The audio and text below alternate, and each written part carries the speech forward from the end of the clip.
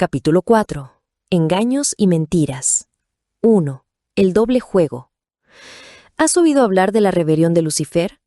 Se cuenta que en el marco de estos acontecimientos en la batalla, por así decirlo, que se dio en el cielo, algunos ángeles rebeldes a las jerarquías y confundidos por el verdadero valor de la libertad y la autodeterminación, creyéndose separados y mejores que el resto, indujeron a otros seres a unírseles y a pensar como ellos, sosteniendo además que el proyecto Hombre-Dios, Cristo, no funcionaría porque la creación hombre como vehículo del ser era una creación defectuosa. Trataron de destruirnos, pero no solo al hombre como vehículo. Esto iba más allá. Estos seres no querían que el proyecto en su totalidad diera resultado. Es decir, no querían que una conciencia individualizada del todo ser, una vez que encarnaran un cuerpo físico, vehículo creado, lograra tantas transformaciones y magia en él que pudiera convertir conciencia divina, espíritu y cuerpo físico en un todo divino, siendo por otro lado capaz de mantener la conciencia espiritual de unidad, no importando las condiciones físicas a las que se viera sometido. Por otro lado, si el hombre tomara el camino de aprender por la ciencia del bien y del mal, una vez que hubiere sufrido la mutación, pudiera llegar a lograr la transmutación por la misma magia que operara en sí la conciencia divina. Sea cual sea la situación, antes o después de la llamada caída del hombre, lo único que hay que hacer es dejar que la famosa chispa divina, anclaje de la mónada divina, la conciencia divina que se convirtió en punto focal, hiciera su natural trabajo. Pero, atención, la confirmación y realización exitosa de este plan divino probaría a estos ángeles rebeldes que estaban equivocados. Por lo tanto, estos seres conspiraron en contra del plan y hoy lo siguen haciendo. Ayudaron a instalar en nosotros la primer duda, y hoy siguen intentando reafirmar esa idea original que nos sugirieron, queriendo convencernos de lo supuestamente horrible que es la vida en la Tierra. Ya te expliqué. Al mismo tiempo, nos alientan a competir unos con otros, mechándose entre nuestros malos pensamientos errados, sembrando la cizaña cada vez que nosotros les damos oportunidad. Están metidos en la sociedad de consumo. Nos dicen que para ser felices debemos tener todo lo material que existe. Mientras tanto, nos incitan a la rivalidad. Para que no nos sintamos solos en el camino, nos quieren convertir en líderes o caudillos, como si el hecho de lograr que muchas personas nos sigan nos hiciera sentir mejor, más fuertes y poderosos. Nos incentivan además a que nos asociemos a grupos que luchan entre sí, derivando esto en cosas como segregación, fanatismos religiosos, racismos, xenofobias, homofobias, persecuciones, acosos, etc., en donde debes tomar un papel de opresor u oprimodo, tratando de despertar odios, rencores, etc. El doble juego consiste en que los mismos que dijeron que no servimos para nada y nos instan a la competencia despiadada. Tratan de que nos sintamos culpables de todas las equivocaciones, por lo que llevamos esta carga aplastante de culpa durante mucho tiempo. Tratan de que nos creamos indignos y nos sintamos cada vez más alejados del todo ser que somos. Unas veces te incentivan a ser el victimario, y otras la víctima. Y en todos los casos debes encontrar un culpable, en ti o en los demás, según la etapa que atraviese tu ego en un momento dado. ¿Se entiende lo que digo? Las mismas fuerzas que te incentivan a que compitas y te sientas superior a los demás, cuando te sientes débil, te acusan, tratando de que la culpa y la crítica te terminen de desmoronar, de aplastar y de desintegrar si esto fuera posible. Los hombres viven en un continuo sálvese quien pueda. En medio de este panorama no puedes sentirte sano ni próspero. Y obviamente no puedes vivir rodeado de amor. No puedes dar y siempre demandas. En el doble juego en el que nos quiere sumir la oscuridad, a algunos les gana la competencia y a otros les gana la culpa. 2. Otra mentira. Dios castigador. En el Antiguo Testamento puedes encontrar escrito que Dios castiga hasta la tercera generación. Sin embargo, Dios se parece más a un padre amoroso. Existen leyes y principios de organización de la creación que además son leyes naturales que hay que respetar. Por otra parte, es cierto que tanto energética como genéticamente cargamos con lo que nuestros abuelos han hecho, pero la transmutación que nosotros por amor y comprensión somos capaces de hacer puede superar y transmutar absolutamente todo. Incluso ayuda a los que ya no están, integrantes de la familia desencarnados, y evoluciona nuestro ADN. La Biblia fue inspirada pero escrita por humanos que pusieron su cuota interpretativa unas veces y creativas otras más. A un hombre salvaje, otros un poco más civilizados le presentaron un Dios castigador para poder tener controlados a los más incivilizados. Y muchas veces los más pacíficos lo eran porque eran más temerosos. Solo por eso. También es cierto que el hombre imagina dioses a imagen y semejanza suya, a la inversa de como el Génesis explica. Esta idea de Dios castigador llega hasta nuestros días. Ya habrás escuchado a algunos líderes espirituales e iglesias que amenazan con el castigo que obtendrás de Dios porque no haces las cosas como ellos creen que las debes hacer. Algunos profetas del desastre esperan calamidades y catástrofes para que el mal hombre expíe sus culpas. En el presente se da la siguiente situación. Los humanos saben que han agredido a la Madre Tierra. Los seres elementales sufren mucho y están oprimidos por la carga negativa y falta de amor que los hombres han tirado sobre ella, por lo que la Tierra se quiere liberar. Los seres elementales no han sido creados para hacer cataclismos o destruir. Han sido creados por Dios para crear las diferentes formas que copian del cuerpo mental de Dios o de sus hijos creadores y lo recrean en la materia, y son felices haciendo una flor o un arroyo, etc.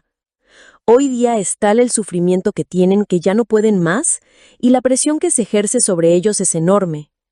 La naturaleza y los seres elementales que la integran solo necesitan amor y ternura que muy pocos le damos, y encima, si en su intento de liberarse perjudican un poco a alguien, esta persona suele maldecirlos.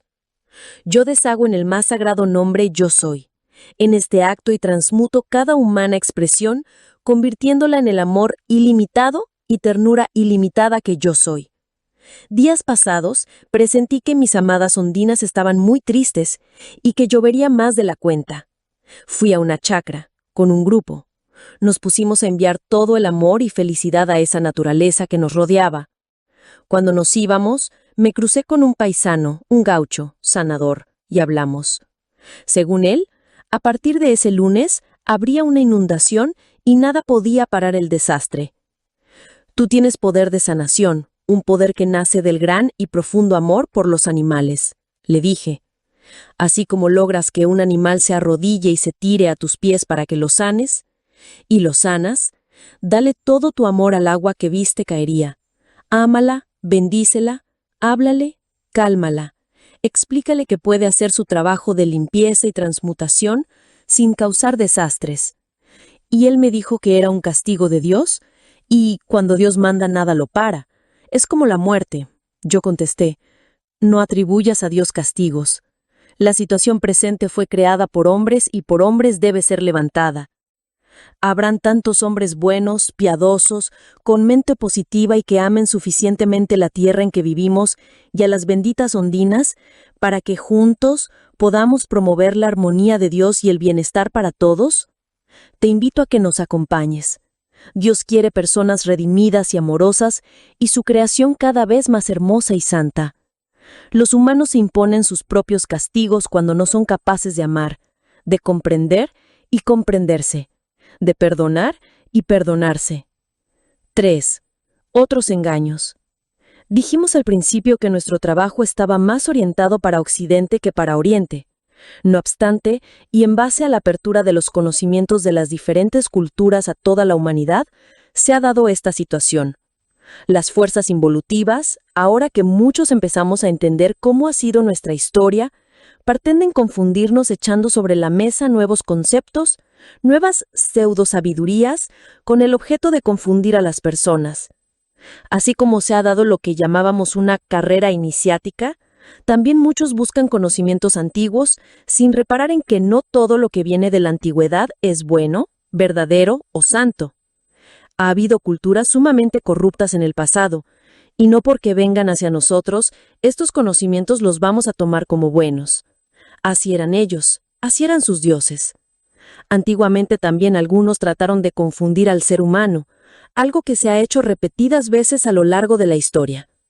Acuérdate siempre, pero siempre, que la clave está en que nadie haga que te sientas más que el todo ni menos que el todo, sino de la misma esencia y parte constitutiva de ese gran cuerpo universal perfecto.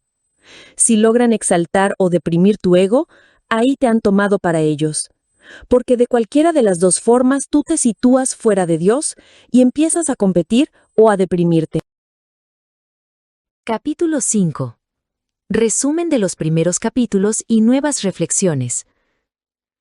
Nuestro proceso degenerativo empezó cuando dudamos de nuestro ser. El hombre creyó haber sido engañado por su creador y creyó ser de diferente esencia.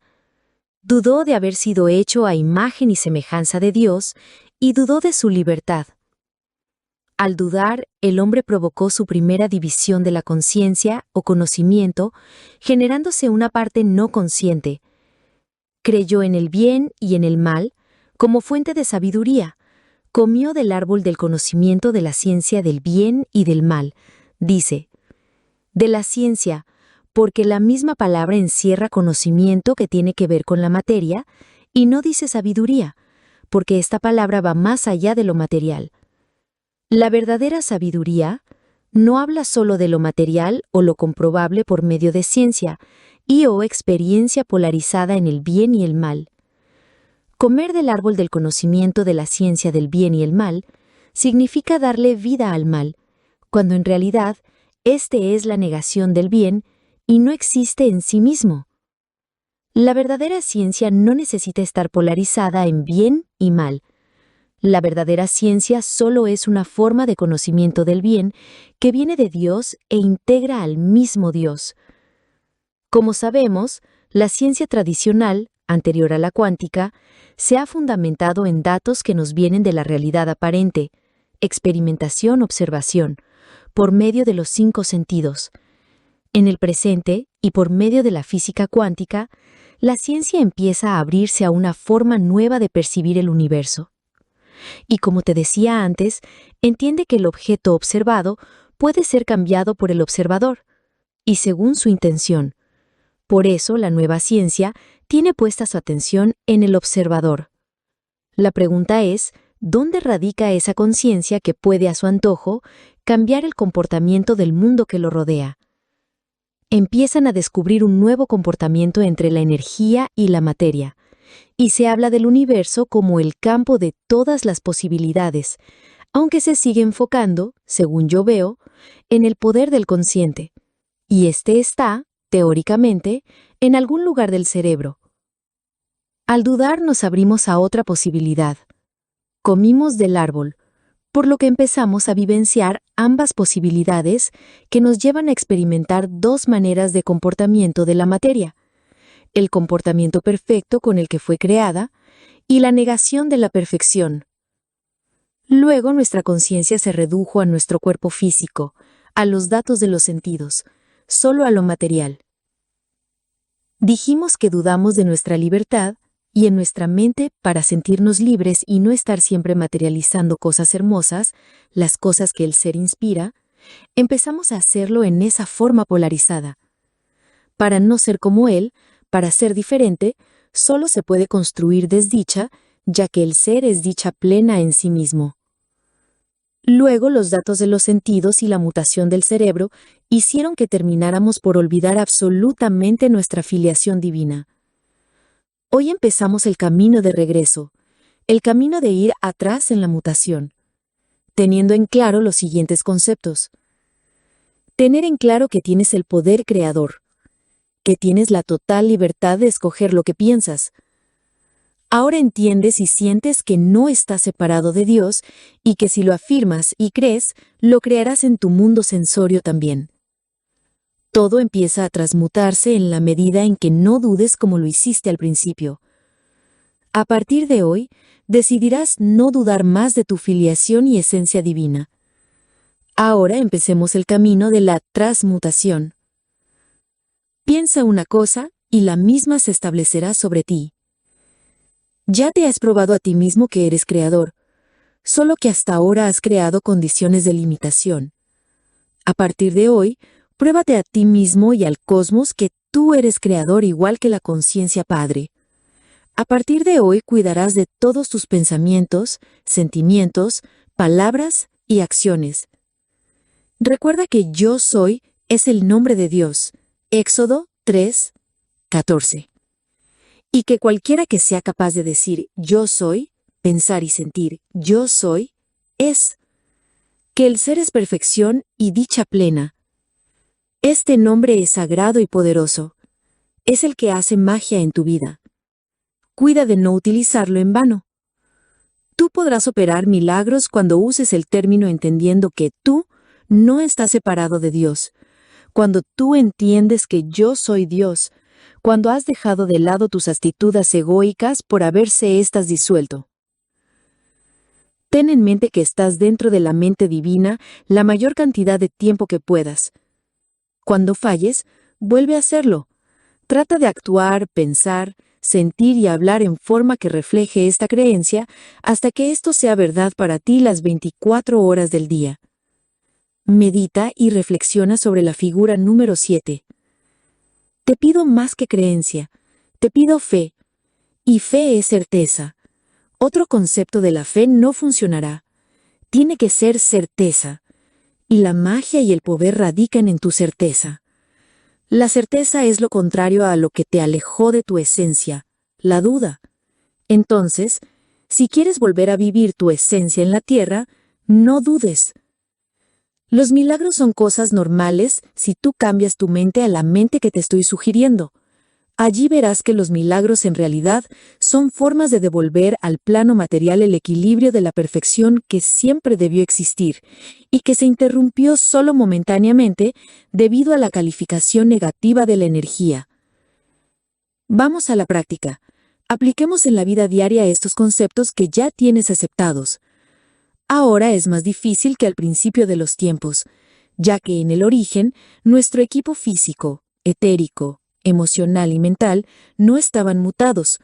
Hoy tendremos que reconstituir la perfección de nuestros cuerpos, lo que se irá consiguiendo a la vez que logremos nuestra conciencia de ser. Mientras empiezas a pensar correctamente y a buscar los sentimientos correctos, tendrás que perseverar mucho, ya que el grado de precipitación negativa que hay en nuestro derredor es grande. No te preocupes, ya que en cuanto tú haces tus propios progresos, recibes ayuda de fuera. Los maestros ascendidos, los guías de fuera de la Tierra y el Cristo nos ayudan incluso en la modificación de nuestro ADN. De esto todavía no te hablaré, ya que debes poner la atención en tu ser, que es en donde se inician todos los cambios. Ellos nos dicen, ayúdate, que te ayudaré. Los que no entiendan este libro podrán decir, esta es la blasfema, que se cree Dios, ¿qué ego tan grande tiene? Y sí, si tienen el concepto de que el hombre es una especie de creación defectuosa de Dios, que está separado de él y niegan su filiación divina, no podrán decir otra cosa. ¿Qué te importa más lo que digan de ti o llegar a manifestar en los hechos el ser humano perfecto? Esto es manifestar el ser hijos de Dios y demostrar ser un vehículo humano de creación perfecta. Somos hijos de ese Dios que nos dio la libertad de ser, igual que hacemos los humanos con nuestros hijos. Los engendramos, los criamos, los educamos y luego les damos la libertad. Si un hombre puede hacer eso por su hijo, ¿cómo Dios no hubo de hacerlo? En la Iglesia durante varios siglos se discutió si Jesús era engendrado o creado, hasta que un emperador romano dirimió la cuestión, hasta formuló un credo que se repite constantemente, engendrado y no creado, con lo que por lo menos a los católicos se les dice desde casi el principio de la institución que nosotros nunca llegaremos a la estatura de Jesús, ya que la diferencia entre Él y nosotros es que Él fue engendrado y nosotros creados. Aquí hay dos problemas planteados. Primero, hay cierto concepto velado de que lo que Dios crea, o sus hijos creadores de las formas crean, puede ser imperfecto. En este caso, el hombre común. Y respecto a Jesús, Él mismo nos ha dicho, dioses, sois hombres de poca fe, lo que significa que lo único que nos separa de ser dioses es la poca fe. Y fe es certeza, lo contrario a la duda de Lucifer. Reparen que dice, dioses, sois hombres, es decir, reconoce en nosotros las dos naturalezas al mismo tiempo. Cosas mayores que yo haréis, dijo, y hasta hoy no hemos hecho esas cosas grandiosas que Él prometió haríamos. Por lo tanto, ya es hora de hacerlas. ¿Cuándo vamos a empezar si tenemos en nuestras cabezas todo el tiempo lo absolutamente limitante de nuestro teórico origen y esencia? Parece ser que todo lo creado o autoengendrado en el universo es perfecto. Los soles, la naturaleza, los animales, los elementales, pero el hombre no. ¿Eso le salió mal al Creador? Los maestros ascendidos se refieren a nosotros como seres libres en Dios. Cuando empecé a leer libros en donde se referían a nosotros de esa forma, no lograba entender el verdadero alcance de estas palabras. Hoy sí podemos entenderlo todos, luego de que comprendemos que no hay forma de ser libres si pretendemos ser diferentes a Dios, estando fuera de Él. En ese caso, solo perseguiríamos la desarmonía, y la única forma de ser diferentes es negar nuestro verdadero ser perfecto en sí. Como el ser es perfección y dicha, al negarlo, al querer ser diferentes, solo nos queda traernos imperfección, error y desdicha. Ahora ya sabes lo esclavo que eres cuando tu vida es un verdadero caos creado por tu pseudoconciencia de separación. Cuando estás rodeado de tristezas, carencias, escasez, frustración y enfermedad. Ahora tú, en forma libre, puedes decidir seguir por el camino habitual o tomar por el camino de la vida feliz. Sintetizando una idea. Cuando Jesús hablaba del Hijo del Hombre, hablaba de su persona humana, creada a imagen y semejanza de Dios, o su ser divino. Cuando Jesús hablaba del Hijo de Dios, hablaba de su ser divino, su esencia, y ésta no es creada, sino que es una parte de Dios mismo. Cuando hablaba a la gente, siempre aclaraba, diciendo, el Hijo de Dios, tal cosa, el Hijo del Hombre, tal otra. Capítulo 6. El camino de la transmutación y transmutación. Primera parte. 1. Domina tu propia mente. Si ya no lo habías hecho antes, has empezado el camino de la transmutación y transmutación en el momento en que comenzaste a leer este libro. Te dije que nuestro cerebro había mutado y también es cierto que ahora estamos empezando a transmutarlo. La pregunta es ¿cómo? ¿Podemos reconstruir nuestro cerebro? La idea básica es sencilla. El cerebro tiene conexiones nerviosas que se ejercitan merced a lo frecuente de su uso. Si han realizado pruebas de monitoreo de la reacción eléctrica del cerebro a determinadas ideas, por ejemplo, cuando tú ves cierta imagen, en tu cerebro se activan lugares determinados en forma de tormentas eléctricas. Se ha hecho la experiencia de hacer imaginar a la persona la misma cosa, y cuando se mide la reacción cerebral, se observa que se encienden las mismas zonas teniendo el mismo tipo de reacción en cuanto al lugar y la intensidad de la reacción. Esto les ha demostrado a los científicos que no hay diferencias entre lo que uno ve y lo que uno imagina. Lo que uno ve y se imagina, además, es interpretado de diferente manera por personas diferentes. La forma en que interpretas lo que observas del exterior o lo que imaginas dependerá de tus anteriores observaciones o imaginación y de los conceptos que uses para la interpretación de lo que ves o imaginas. Lo bueno es que uno puede cambiar los conceptos. De eso se trata este libro, de cambiar los conceptos. ¿Es posible que tu cerebro cambie en su conformación? Obviamente que sí. Si tú estás acostumbrado a pensar y sentir de una determinada manera, esa manera reiterada en la que piensas y sientes no hace más que reforzar el funcionamiento de determinadas partes del cerebro y las otras quedan en desuso. A la vez que te acostumbras a pensar en forma diferente, a interpretar el exterior en forma diferente e imaginar tu mundo en forma diferente, tu cerebro reforzará otras partes que ahora tienes débiles.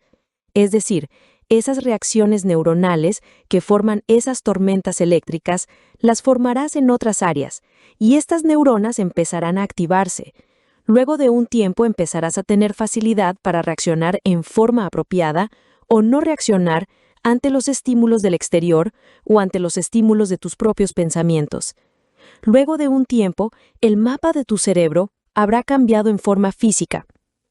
2. El pensamiento positivo es la tabla de salvación. En el presente la mayoría de los humanos está intentando salvarse de un naufragio, intentando no ahogarse en un mar, en un océano, de emociones a veces embravecidas. En medio de esta situación, viene alguien y dice: «Mira, amigo, toma esta tabla de madera y no la sueltes, es tu tabla de salvación». Tu tabla de salvataje es el pensamiento positivo. Si tú te aferras a él, no te hundirás nunca por más embravecidas que estén las aguas. Tú te preguntas, ¿será esto cierto? ¿Me está diciendo que si yo pienso en forma positiva, toda mi vida empezará a solucionarse, a sanarse, y no tendré tantos conflictos, problemas sin resolver, preocupaciones, y mis emociones no me harán sufrir? ¿Me está diciendo que, aunque las aguas estén embravecidas, a mí no me harán daño? Es más, hasta me ha dicho que las aguas pueden llegar a calmarse, y solo con pensar en forma positiva, ¿tan fácil es? Pero tú, por falta de convicción o porque te gusta poner a prueba todo, te sueltas de la tabla de a ratos y tragas agua en cantidad. Cuando ya estás harto de angustia y sabor a sal, decides tomar la tabla de nuevo y sigues ensayando. Esta no es la manera de hacerlo. Tienes que tomarla entre tus manos de una vez y para siempre.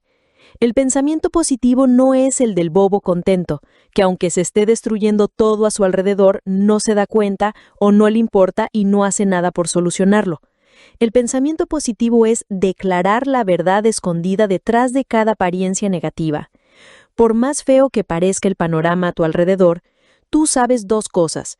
Lo caótico que hay a tu alrededor fue creado por ti y por otros, por medio del pensamiento negativo, y debido al poder de materialización. El pensamiento es la primera cosa que debes cambiar para cambiar tu entorno. No hay otra forma, es el único camino y está en tus manos. Dice una maestra muy conocida: a cada apariencia que se te presente, primero declara la verdad. ¿Qué es declarar la verdad? Se trata de lo que hemos estado hablando desde el principio, pero hay que aprender a practicarlo en la vida diaria y en las cosas comunes de la vida. Cada vez que a ti se te presenta una situación inarmónica, una enfermedad, un problema más o menos grave, piense que la vida de Dios, la vida del todo ser, es perfecta y que cualquier cosa que no se presente acorde con la perfección es solo apariencia y debe disolverse. Lo divino es la salud. Los problemas son cosas a resolver, pero no pongas tu atención en lo horrible que pueda ser tal o cual situación. Pon tu mente en que son apariencias que no tienen vida en sí mismas, que todo es perfecto y que lo que no es de Dios se disolverá. Trata de aprender de la situación inarmónica que tienes delante, ya que si tú o otro la han precipitado, es porque están equivocados en algo, en su forma de pensar, sentir, hacer o dejar de hacer lo que sí debe ser hecho para que la vida transcurra en armonía. Ve bien qué oculta esa situación. Si es de enfermedad, ves solo la salud que todo ser humano porta como condición natural. Y así con todas las cosas. Cada vez que veas una condición diferente a la perfección, visualiza la verdad, decreta la verdad, que es la perfección de la creación de Dios, y vuelve a la perfección la situación errada. Visualiza, imagina y siente la situación o cosa en su divina perfección. Quiero aclarar algo aquí. He visto cómo personas que están en el camino espiritual tienden a confundir y a confundirse en algo, y es lo siguiente. Ellos dicen, las cosas siempre están bien como están, todo es como debe ser. Esta especie de máxima es correcta o incorrecta según lo que entendamos de ella. Si lo que tú entiendes es que hay un orden divino y que cuando una persona está enferma, Es el proceso que la persona necesita para aprender. Yo te diré, sí, puede ser. En algunos casos, cuando la persona no aprende por amor, comprensión y perdón, aprende por dolor, y aun si no aprende por dolor, aprenderá por dolor y sufrimiento. Eso no quiere decir que no pueda salir de la vivencia de enfermedad, ya que la misma es un pasaje al que se ha expuesto la persona misma, y una vez que aprende, puede liberarse siempre que tenga fe. La enfermedad no es el bien que viene de Dios, no es la naturaleza misma de las cosas, sino una forma de volver las cosas al orden divino. Por lo tanto, cuando escuches a alguien que da el enunciado anterior, no creas que debes resignarte a sufrir. No adoptes una actitud pasiva, sino por el contrario, investiga qué es lo que tienes que cambiar y cambia rápidamente tu actitud, no solo para sanarte rápidamente, sino para vivir en la verdad de la perfección de Dios, y eso te traerá la salud. Una cosa es la aceptación y el reconocimiento de una situación que se ha precipitado en forma negativa y accionar de manera de hacer los cambios necesarios, y otra muy distinta es la negligente entrega pasiva y depresiva que no busca el cambio y el aprendizaje y que se excusa en el enunciado para convertirse en una especie de mártir de Dios, la vida o la mala suerte. Te lo explico otra vez en otras palabras.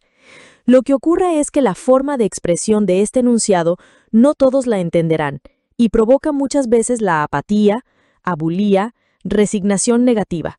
Esta es la que no te deja hacer los cambios necesarios. No buscas cuál es el origen del error y mucho menos te dispones a cambiar. Este enunciado también provoca en las personas falta de compromiso en solucionar los problemas de la comunidad y del prójimo. Tú sabes que el mal no existe en sí mismo. Pon tú la luz, el pensamiento de luz, el sentimiento de luz, y sé tú la luz. No te hagas cómplice de las apariencias de negatividad. Un pensamiento a veces basta, una palabra adecuada, una demostración de afecto positivo. Ante una apariencia negativa, pregúntate, ¿la armonía, la felicidad, el amor reinan en esa situación o reina el desorden, el egoísmo o el ego exacerbado o deprimido de alguien? Buscando el bien común, se solucionan casi todos los problemas, aunque en un primer momento nos pueda parecer inconveniente a nuestros intereses personales. Te propongo entonces que te aferres al pensamiento positivo, definitivamente, y no lo sueltes más. Que dejes de estar sumergido en el mar de las emociones. Toma conciencia de que tú no eres un barco sin timón, que las aguas hacen ir por donde ellas quieren que vayas, y aún peor, hacen que te hundas o que perezcas en ellas. Toma conciencia de tu propia maestría. Hay una sola condición, no dudar, y tú eres libre de hacerlo o no. Si tú no dudas, el sistema de salvataje del que te estoy hablando funciona. Si tú dudas, no funciona. Tú mandas. La duda fue lo que te apartó transitoriamente de vivir una vida de acuerdo a tu verdadera esencia. Lo contrario de la duda es la fe, y la fe es certeza, total convencimiento. La fe no es algo que depositas en algo o alguien que está lejos, Dios u otros, sino que es la certeza de que estás inmerso en Dios, en el todo ser, y que éste, a pesar de las apariencias externas, datos que vienen a ti por medio de los 5 sentidos y de tu razonamiento lógico, es perfecto. Las apariencias negativas externas se irán disolviendo en la medida en que te aferras a este pensamiento. A su vez, este pensamiento positivo debes llevarlo a la manifestación, en tu comportamiento y decisiones, y también, con solo pensar correctamente, ejercerás una influencia sanadora. Esta fe es una fuerza inconmensurable, capaz de cambiar todo, capaz de cambiar todas esas manifestaciones imperfectas que se han materializado en tu mundo sensorio. Esta fe es la que reconstituye el equilibrio original, es la que hace que nuevamente la perfección de Dios, del todo ser, se manifieste en la materia, en la tierra, en tu mundo, en tu vida diaria. Empieza por ver la verdad, escondida detrás de cada apariencia de imperfección que se presente en tu vida diaria. Ten fe en Dios dentro de ti, ten fe en Dios en tu prójimo. Si tú dudas por un instante, las apariencias cerradas vuelven a atacarte. Cuando estás ensayando por primera vez este plan de salvataje, o cuando empiezas a enseñar a otros esta verdad, las fuerzas involutivas o retardadoras tratarán de atacarte, tratarán de que vuelvas a dudar para que vuelvas a caer en el engaño. Esto será una prueba y también una comprobación para ti. Cuando empiezas a ensayar la nueva forma de pensamiento, las apariencias se agolpan a tu alrededor para hacerte dudar. Por ejemplo, tú tienes mucho miedo de que un hijito tuyo se enferme de bronquitis otra vez. Entonces empiezas a pensar en forma positiva y a hacer las declaraciones practicando la sanación. No obstante, el chico empieza a toser con más fuerza. Tú sigues decretando en forma positiva y él más tose. Llega un momento en que te preguntas, ¿será que estoy haciendo algo malo? ¿Será esto magia? ¿Y por tal mi hijo está empeorando? Sí, claro, es magia. La magia de Dios. Te diré, no estás haciendo nada malo. Por el contrario, sigues sin dudar decretando el bien de la salud en tu hijo, pero sin miedo. También puedes pensar que esa tos hará que en breves minutos tu hijito se sane o llevará un proceso de remedios y cama, pero que todo será en armonía. Cuando trabajamos con apariencias negativas, parece que tuviéramos una de esas enfermedades infantiles, sarampión, por ejemplo. Cuando te parece que el niño está peor porque está todo brotado, el médico te dice que ya no contagia más y pronto estará totalmente bien. En el plano en que vivimos, tercera dimensión, la materialización positiva lleva tiempo, sobre todo cuando primero debes disolver materializaciones negativas, energías que has mal calificado, para luego poder materializar lo bueno y hermoso. Una de las cosas de las que es más difícil abstraerse es del dolor físico. Por eso se flageló tanto a Jesús para provocar que ante tanto dolor dudara de estas verdades. No te asustes, Él vivió todo aquello para que no lo tengamos que vivir nosotros. El resistir a ese calvario era solo una parte de la prueba. La mayor era seguir dando amor a pesar de todo y mantenerse en la fe de que había un plan perfecto y sublime detrás de todo aquello. En su caso, y en el de algunos más, la realidad que vivió no se debió a la materialización de sus pensamientos o actitudes cerradas. En forma libre y como servicio a la humanidad, pasó por una situación de dolor y fuerte prueba, para poder probar que el amor y la fe son más fuertes. Te explicaré el proceso más adelante. Para los cristianos, resucitó, reconstituyó su cuerpo físico y los utilizó pudiendo así lograr la ascensión. El hombre debe conocer sus propias fuerzas, su poder de imaginación, su libertad de pensamiento.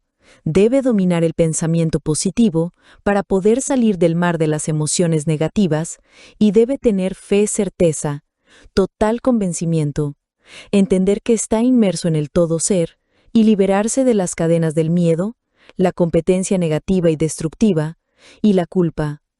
Este es el primer paso hacia la liberación del hombre, hombre-mujer. Tiene que hacerse responsable de sus propios cambios, de sus pensamientos y emociones y dominar su mente a la vez que ejercitar el pensamiento positivo para que estas verdades no queden solo en ideas. 3. Primero, ve y ponte a meditar. Pero para que las cosas no queden solamente en ideas, no dejes de meditar. La meditación hará que puedas llevar a la práctica lo que mentalmente has aceptado. Te promueve la paz y te deja fluir en el ser que tú eres. Además te restablece los circuitos que fuiste perdiendo cuando mutaste. La meditación te ayuda a restablecer estos circuitos y todas las conexiones neuronales que te faltan entre los dos hemisferios.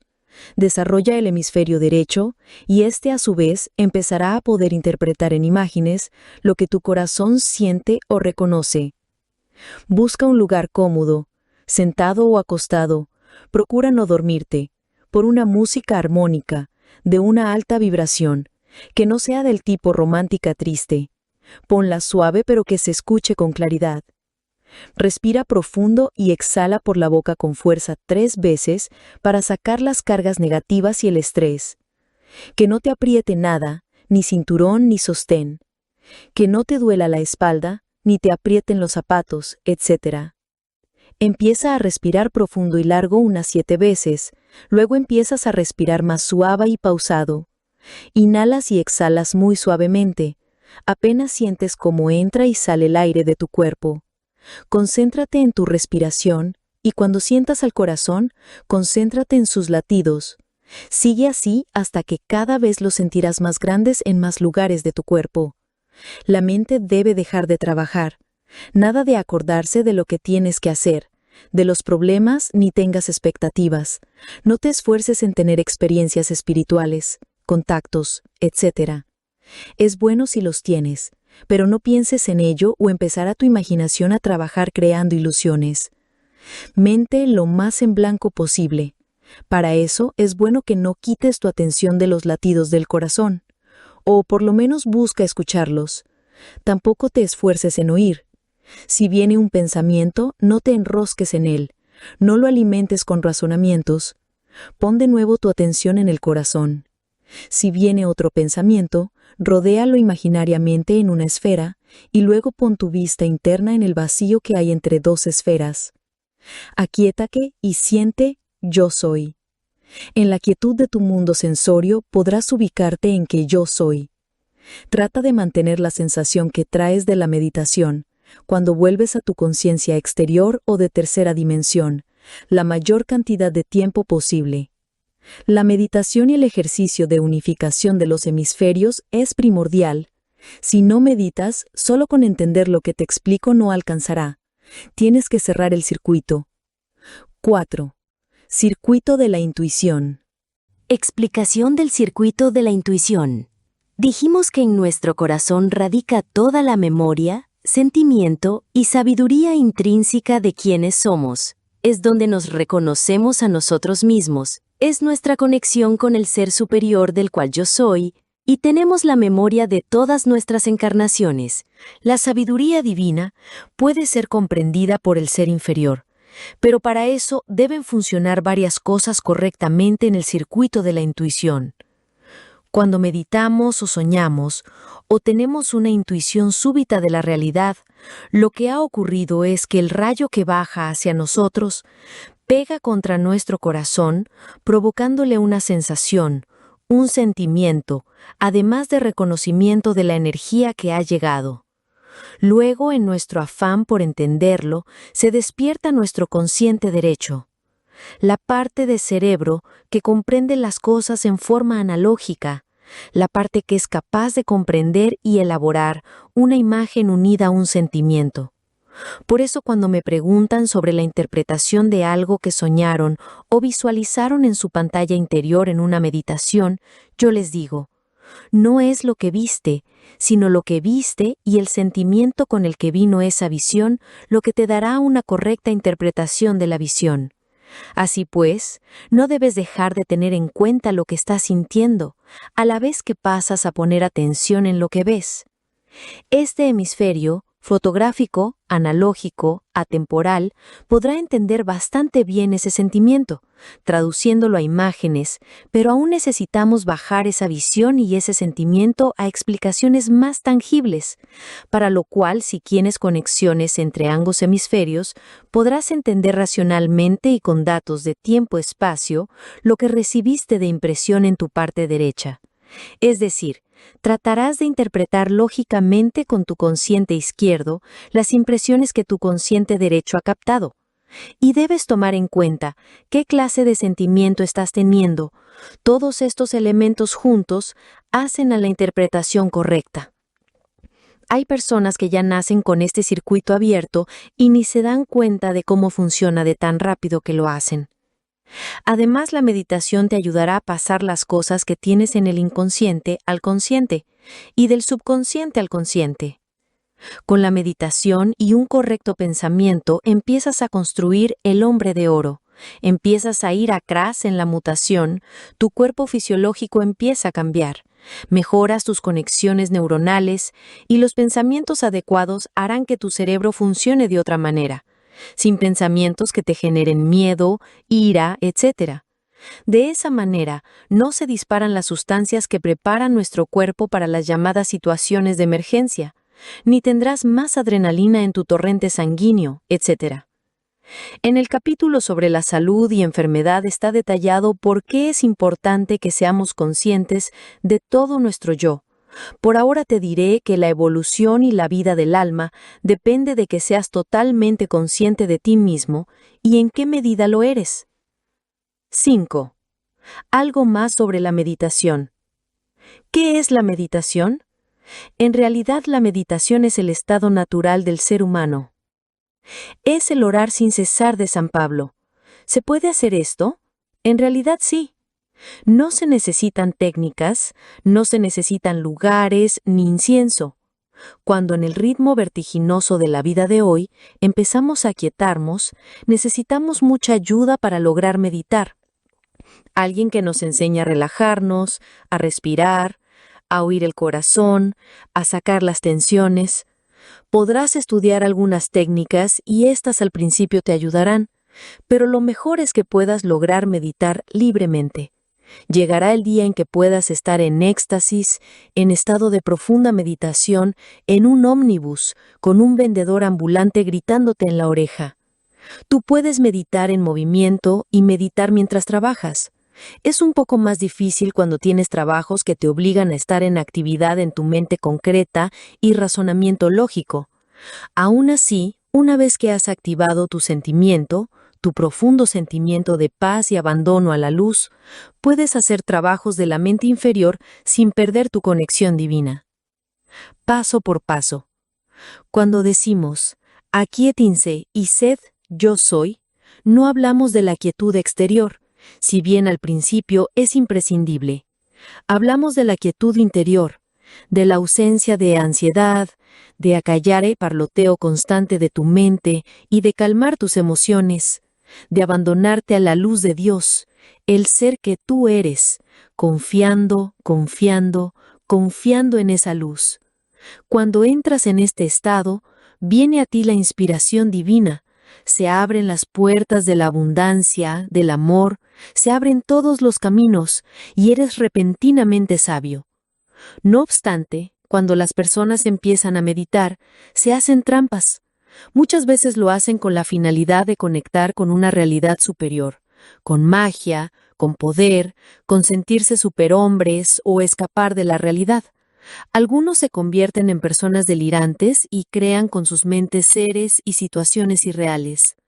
¿Cómo saber si estás siendo un canal o si tu ego cada vez más sofisticado te está poniendo trampas?